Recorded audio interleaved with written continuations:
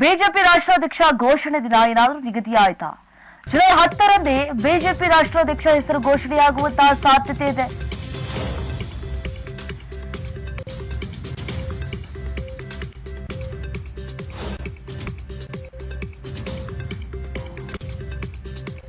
ಮೋದಿ ವಿದೇಶ ಪ್ರವಾಸದಿಂದ ಬರ್ತಾ ಇದ್ದಂತೆ ಘೋಷಣೆ ಮಾಡಲಿದ್ದಾರೆ. ನಾಳೆ ವಿದೇಶ ಪ್ರವಾಸದಿಂದ ಪ್ರಧಾನಿ ಮೋದಿ ವಾಪಸ್ ಆಗಲಿದ್ದಾರೆ. ಬಿಜೆಪಿ ರಾಷ್ಟ್ರಾಧ್ಯಕ್ಷ ರೇಸ್ನಲ್ಲಿ ಒಟ್ಟು 6 ಹೆಸರುಗಳು ಈಗ ಭಾರಿ ಚರ್ಚೆ ಆಗ್ತಾ ಇದೆ. 6 ಜನರಲ್ಲಿ ಒಬ್ಬರಿಗೆ ಪಟ್ಟ ಕಟ್ಟಬೇಕು ಅಂತೇಳಿ ಹೈಕಮಾಂಡ್ ನಾಯಕರು ಕೂಡ ಪ್ಲಾನ್ ಮಾಡ್ತಿದ್ದಾರೆ.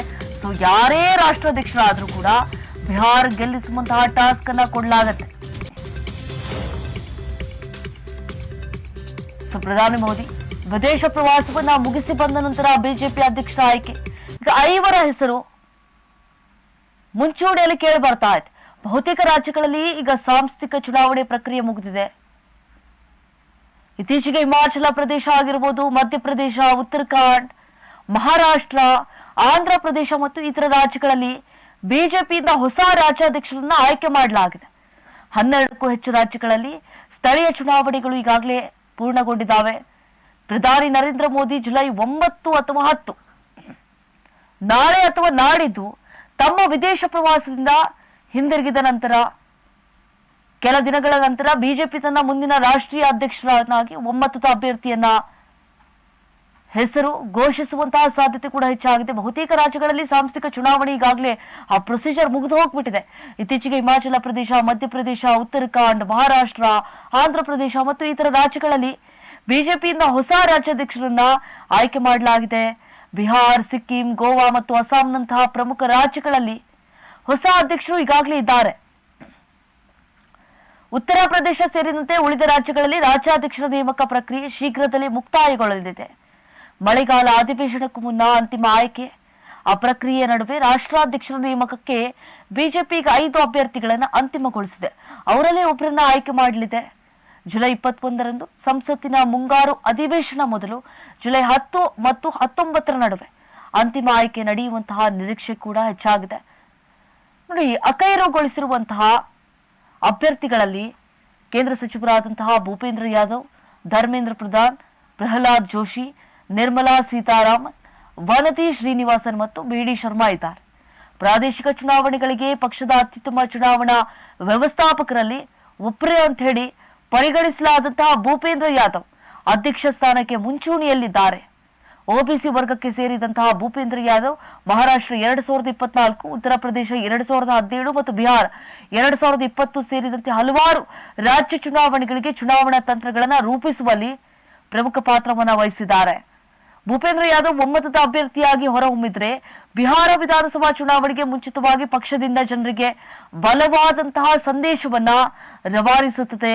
ಬಿಹಾರದಲ್ಲಿ 70ರಿಂದ 90ಕ್ಕೂ ಹೆಚ್ಚು ಕ್ಷೇತ್ರಗಳಲ್ಲಿ ಫಲಿತಾಂಶವನ್ನ ನಿರ್ಧರಿಸುವಲ್ಲಿ ಯಾದವ ಸಮುದಾಯವು ನಿರ್ಣಾಯಕ ಪಾತ್ರವನ್ನ ವಹಿಸುತ್ತದೆ ಅಂತ ಹೇಳಿ ಬಿಹಾರದ ಬಿಜೆಪಿ ನಾಯಕರೊಬ್ಬರು ಕೂಡ ಈಗಾಗಲೇ ಅಭಿಪ್ರಾಯ ಪಟ್ಟಿದ್ದಾರೆ.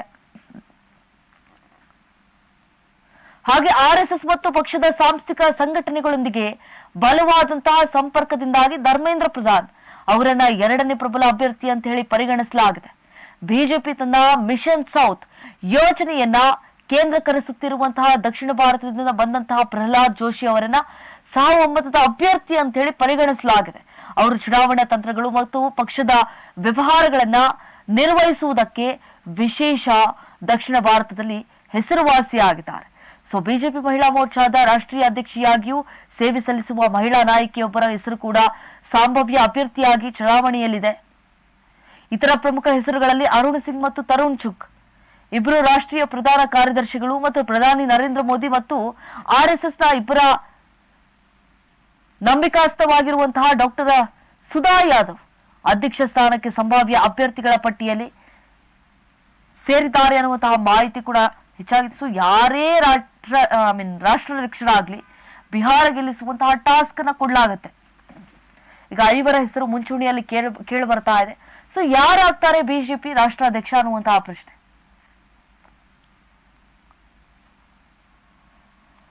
ಪುರುಷರಿಗೆ ಅಧ್ಯಕ್ಷ ಸ್ಥಾನ ನೀಡಿದ್ರೆ 3 ಹೆಸರು ಶಿವರಾಜ್ ಸಿಂಗ್ ಚೌಹಾಣ್, ಕೇಂದ್ರ ಸಚಿವ, ಮಧ್ಯಪ್ರದೇಶ ಭೂಪೇಂದ್ರ ಯಾದವ್, ಕೇಂದ್ರ ಸಚಿವ, ರಾಜಸ್ಥಾನ ಧರ್ಮೇಂದ್ರ ಪ್ರಧಾನ್, ಕೇಂದ್ರ ಸಚಿವ ಒಡಿಶಾ, ಹಾಗೆ ಬಿಜೆಪಿಗೆ ಮಹಿಳಾ ಅಧ್ಯಕ್ಷೆ.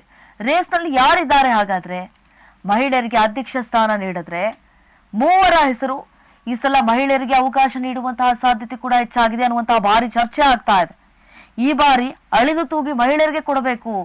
ನಿರ್ಮಲಾ ಸೀತಾರಾಮನ್ ಕೇಂದ್ರ ಸಚಿವೆ, ತಮಿಳುನಾಡು ಡಿ ಪುರಂದೇಶ್ವರಿ ಬಿಜೆಪಿ ಸಂಸದೀಯ ಆಗಿದ್ದಾರೆ. ಹಾಗೆ ಆಂಧ್ರ ಪ್ರದೇಶ ವನತಿ ಶ್ರೀನಿವಾಸ್ ಬಿಜೆಪಿ ಶಾಸಕಿ, ತಮಿಳುನಾಡು. ಯಾರಿಗಾದ್ರೂ ಕೊಡಬಹುದು ಈ ಬಾರಿ ಮಹಿಳೆಯರಿಗೆ ಅಂತ ಹೇಳಿ ಅನ್ನುವಂತಹ ಲೆಕ್ಕಾಚಾರ ಈಗ ಬಿಜೆಪಿ ಪಾಳ್ಯದಲ್ಲಿ ನಡೀತಾ ಇರುವಂತದ್ದು. ಯಾರಿಗೂ ಈ ಬಾರಿ ಮಣೆ ಹಾಕ್ತಾರೆ, ಯಾರಿಗೆ ಮಣೆ ಹಾಕ್ಲಿ ಈ ಬಿಹಾರ ಗೆಲ್ಲಿಸುವಂತಹ ಟಾಸ್ಕ್ ಅನ್ನ ಕೊಡ್ಲಾಗುತ್ತೆ.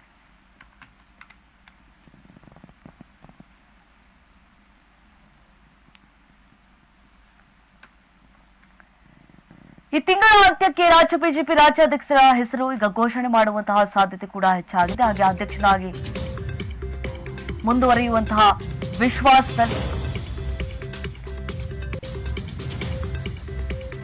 ಬಿವೈ ವಿಜಯೇಂದ್ರ ಅವರಿದ್ದಾರೆ.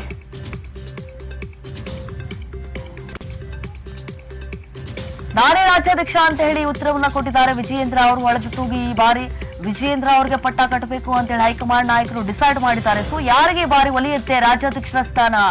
ಆದ್ರೂ ರೆಬಲ್ಸ್ ನಾಯಕರು ಹೇಳ್ತಿದ್ದಾರೆ ಯಾವುದೇ ಕಾರಣಕ್ಕೂ ಅವರಿಗೆ ಆ ಸ್ಥಾನವನ್ನ ಕೊಡಬಾರದು, ಶತಾಯಗತವಾಗಿ ಮಗನಿಗೆ ಆ ಸ್ಥಾನವನ್ನ ಕೊಡಿಸ್ಬೇಕು ಅಂತ ಹೇಳಿ BS ಯಡಿಯೂರಪ್ಪನವರು ಹಲವಾರು ರೀತಿಯಾದಂತಹ ಕಸರತ್ತನ್ನ ನಡೆಸ್ತಿದ್ದಾರೆ. ಯಾರಿಗೆ ಕೊಡ್ಲಾಗತ್ತೆ?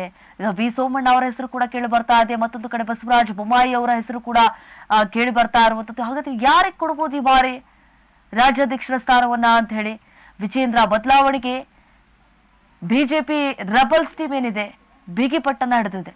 ಯಾವುದೇ ಕಾರಣಕ್ಕೂ ಆ ಸ್ಥಾನವನ್ನ ಅವ್ರಿಗೆ ಕೊಡಬಾರ್ದು, ಅಟ್ಲೀಸ್ಟ್ ಈ ಬಾರಿ ಆದ್ರೂ ಆ ಸ್ಥಾನವನ್ನ ಬೇರೆಯವ್ರು ಕೊಡಿ. ಆದ್ರೆ ಹೈಕಮಾಂಡ್ ನಾಯಕರು ಹೇಳ್ತಾ ಇರುವಂತದ್ದು ಆ ಸ್ಥಾನಕ್ಕೆ ಸೂಕ್ತ ಅಂದ್ರೆ ವಿಜಯೇಂದ್ರ ಅವರೇ. ಸೊ ವಿಜಯೇಂದ್ರ ಅವ್ರಿಗೆ ಭಾರಿ ಆ ಪಟ್ಟ ಸಿಗುವಂತಹ ಚಾನ್ಸಸ್ ಕೂಡ ತುಂಬಾನೇ ಇದೆ.